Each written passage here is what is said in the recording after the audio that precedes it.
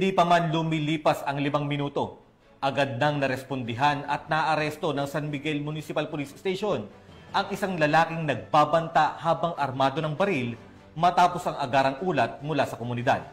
Ito ay patunay ng pinaigting na presensya at quick response strategy ng kanilang himpilan bilang tugon sa direktiba ni Chief PNP Police General Nicolas Torre III laban sa mga loose firearms at posibleng banta sa seguridad. Patrolwoman Pearl Cristalin Javier sa report. Ng mga tauhan ng San Miguel Municipal Police Station ang isang lalaki sa loob lamang ng 5 minuto matapos magpakita ng mapanganib na pag-uugali sa publiko kabilang ang pagbabanta habang armado ng baril sa Barangay San Juan, San Miguel, Bulacan. Kinilala ni Police Lieutenant Colonel Joey Louie Bilaro, Acting Chief of Police ng naturang istasyon, ang suspect na si alias MJ, isang negosyante, 43 anyos at residente ng Barangay San Juan, San Miguel, Bulacan.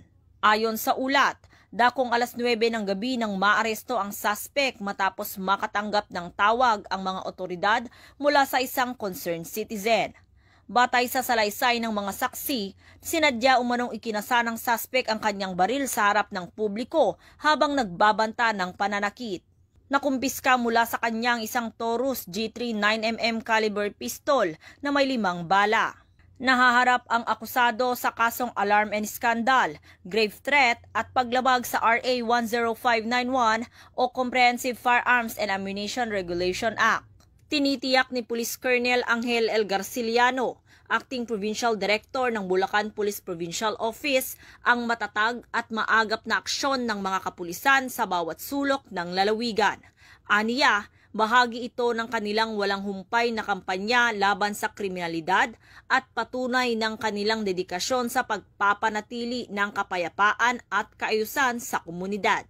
Mula dito sa Bulacan Police Provincial Office, ako ang inyong PNN correspondent, Patrolwoman Pearl Cristalin Javier, alagad ng batas, taga-taguyod ng Balitang Pulis.